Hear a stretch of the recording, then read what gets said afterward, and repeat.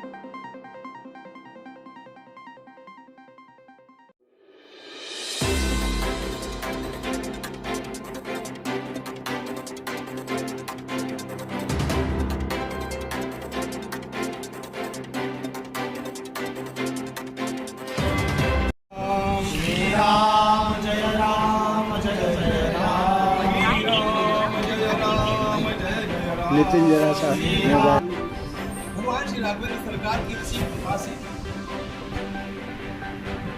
अयोध्या में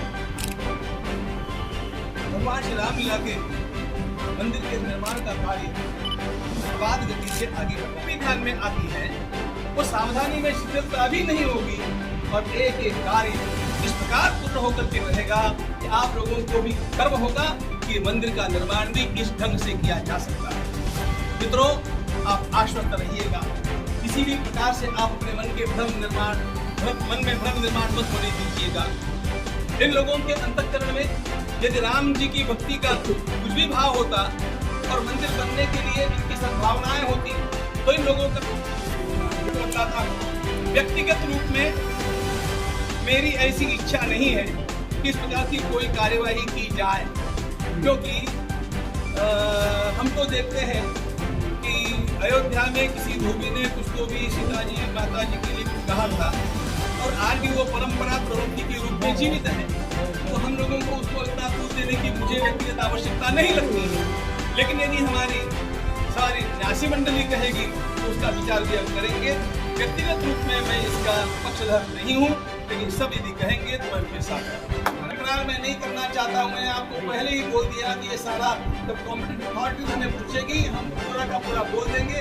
अर्थसंघानां रसानां छंदसामपि मंगलानां च कर्तारौ वंदे वाणी विनायकौ आपदामपहर्तारं दातारं सर्वसंपदां लोकाभिरामं श्रीरामं भूयो भूयो नमाम्यहम्। भगवान श्री राघवेंद्र सरकार की असीम कृपा से अयोध्या में भगवान श्री रामलीला के मंदिर के निर्माण का कार्य अबाध गति से आगे बढ़ रहा है और हम लोग निश्चित रूप से अपेक्षा रखते हैं कि नियत काल में यह मंदिर पूर्ण होगा और हमारे प्राणवल्लभ भगवान रामलला अपने भव्य दिव्य स्थान पर विराजमान होंगे।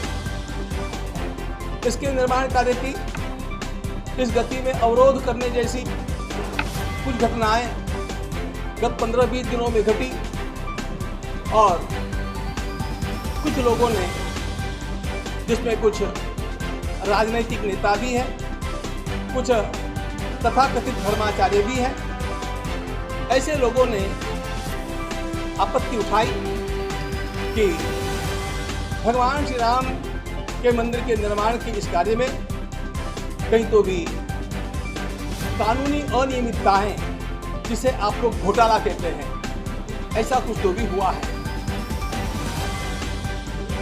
इन बातों को सुनकर के जो लोग जानकार थे उन पर तो कोई परिणाम नहीं हुआ, वे विचलित तो नहीं हुए, लेकिन सामान्य जनता के मन में प्रसार माध्यमों के कारण और बार बार ऐसा बकने के कारण निश्चित रूप से संभ्रम निर्माण हो गया।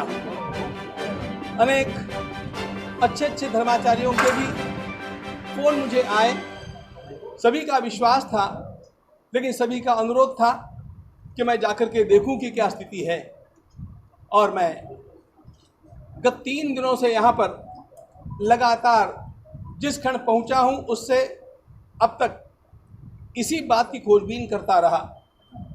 मेरे साथ में वकीलों को लेकर के आया, लेखापालों को लेकर के आया, हमारे सारे न्यासी बंधु भी दौड़ दौड़ करके आए, हमारे पूज्य पेजावर पीठाधीश्वर महाराज भी आए, हमारे कामेश्वर जी भी पधारे और यहाँ के तो सभी लोग उसमें सहभागी है ही हैं। और इस पूरी खोजबीन में जो कुछ ध्यान में आया वह बतलाते समय मैं आह्लादित हूँ कि जैसा कि हमारा अनुमान था उसी प्रकार यह सब जो कुछ भूमि संपादन का काम किया गया उसमें किसी भी प्रकार की अनियमितता है ही नहीं।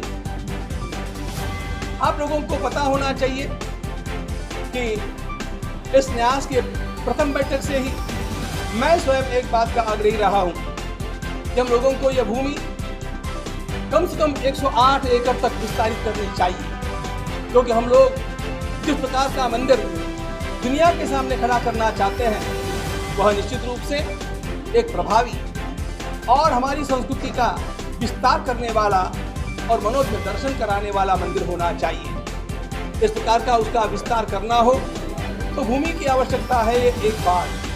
दूसरी बात, गर्भगृह के आसपास का जो स्थान मंदिर के रूप में हम लोग निर्माण कर रहे हैं उसके चारों ओर जो परकोटा बनना है उस परकोटा के लिए आवश्यक भूमि ही हम लोगों के पास नहीं थी, इसलिए वहाँ का भूमि संपादन करना यह तो अनिवार्य था।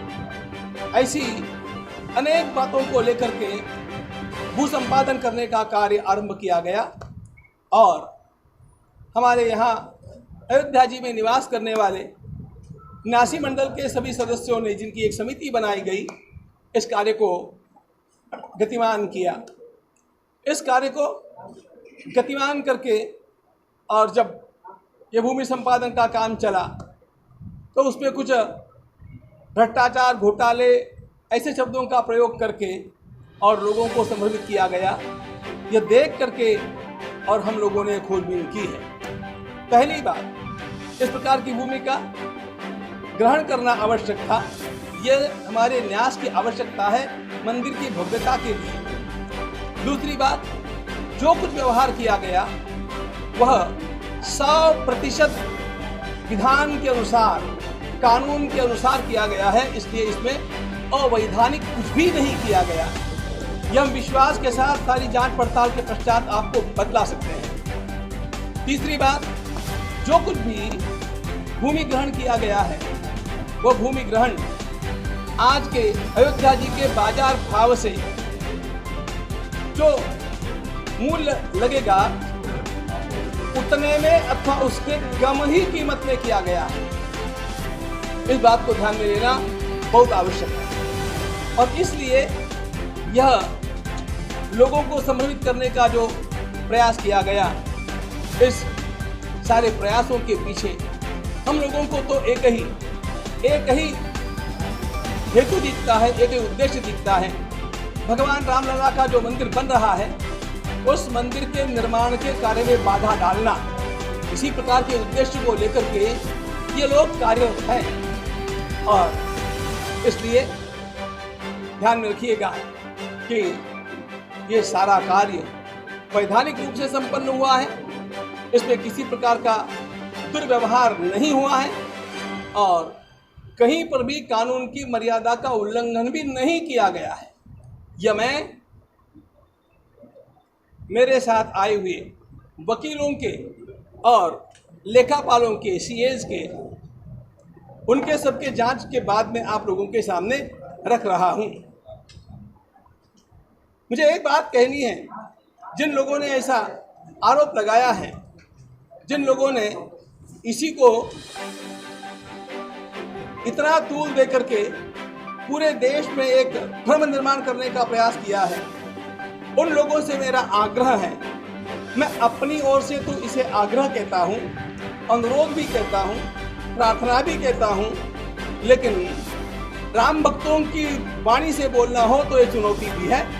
क्या आप इस परिसर में आकर के रामकोट के भीतर कहीं पर भी इससे कम मूल्य में जमीन लेकर के हम लोगों को प्रदान कीजिएगा, हम लोग उसके लिए तैयार हैं। लेकिन इस प्रकार का भू संपादन इससे कम में अथवा इतने भी मूल्य पर करना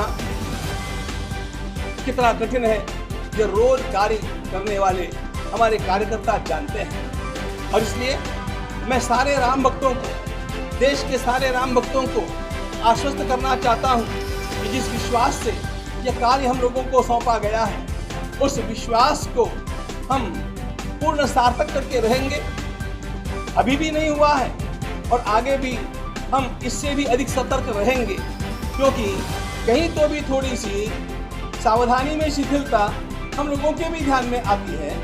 वो सावधानी में शिथिलता भी नहीं होगी और एक एक कार्य इस प्रकार पूर्ण होकर के रहेगा कि आप लोगों को भी गर्व होगा कि मंदिर का निर्माण भी इस ढंग से किया जा सकता है। मित्रों, आप आश्वस्त रहिएगा, किसी भी प्रकार से आप अपने मन में भ्रम निर्माण मत होने दीजिएगा।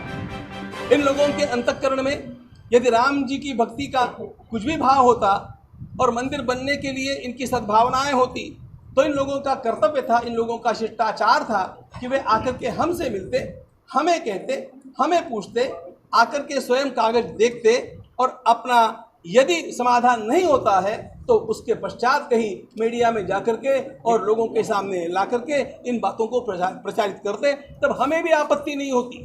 लेकिन इस प्रकार का कोई शिष्टाचार, कोई साधारण भी नैतिक आचार पालन न करते हुए एकदम से धड़ल्ले से इस प्रकार का अपप्रचार करना, यह दिखाता है कि इन लोगों के अंतःकरण में कुछ राजनीतिक भावनाएं हैं, इन लोगों के मन में कुछ राम मंदिर के विरोध में कुछ तो भी होता जाए, इस प्रकार की भावनाएं हैं। हम इस प्रकार की बातों को सफल नहीं होने देंगे, आप इसका विश्वास रखिएगा। हम लोगों को ये जो मंदिर निर्माण करना है वो आबाद गति से चलता रहेगा। अब इसके बारे में छोटे मोटे प्रश्न आपके मन में भी निर्माण होंगे जो मीडिया में प्रचारित किए गए हैं। उन सारे कागजातों को हमने देखा है, लेकिन मैं उसका किसी भी प्रकार मीडिया ट्रायल नहीं करना चाहता हूं। इसलिए जब कभी कोई भी अधिकृत व्यक्ति हमसे पूछेगा, हम पूरे के पूरे प्रमाण 100% प्रमाण उनको देंगे, लेकिन वो पूछने वाला कोई तो भी कॉम्पिटेंट अथॉरिटी होना चाहिए, इस बात को ध्यान में रखिएगा। और अंत में मैं आपसे निवेदन करना चाहता हूं, ये सारा निवेदन मैंने हमारे पूज्य अध्यक्ष तथा स्मरणीय महंत श्री कृत गोपाल दास जी महाराज के समक्ष जाने के पूर्व पहले भगवान के सामने रख करके, उसके पश्चात उनके पास जाकर के निवेदन करके और आपके सामने बैठ करके भगवान राम जी की साक्षी से ये सारी बातें कर रहा हूं। इसलिए जिन लोगों के मन में राजनीतिक उद्देश्य है और जो लोग राष्ट्रीय भावनाओं को कुचलने का प्रयास करते हैं, उन लोगों का विश्वास आप कृपा करके मत कीजिएगा। विश्वास रखिएगा, भगवान की कृपा हमारे साथ है और हम लोग निर्बाध गति से आगे बढ़ते हुए समय से भगवान श्री राम के इस मंदिर को पूर्ण करके रहेंगे। जय सिया राम। जिन लोगों ने भ्रम फैलाया उनके ऊपर क्या कार्रवाई करेंगे? मैं इन्होंने भ्रम फैलाया। देखिए, मैं आपको बतलाता हूँ, व्यक्तिगत रूप में मेरी ऐसी इच्छा नहीं है कि इस प्रकार की कोई कार्यवाही की जाए, क्योंकि हम तो देखते हैं कि अयोध्या में किसी धोबी ने कुछ तो भी सीता जी माता जी के लिए कुछ कहा था, और आज भी वो परंपरा प्रवृत्ति के रूप में जीवित है। तो हम लोगों को उसको इतना तूल देने की मुझे व्यक्तिगत आवश्यकता नहीं लगती है, लेकिन यदि हमारी न्यासी मंडली कहेगी तो उसका विचार भी हम करेंगे। व्यक्तिगत रूप में मैं इसका पक्षधर नहीं हूँ, लेकिन सब यदि कहेंगे तो मैं उनके साथ रहूँगा।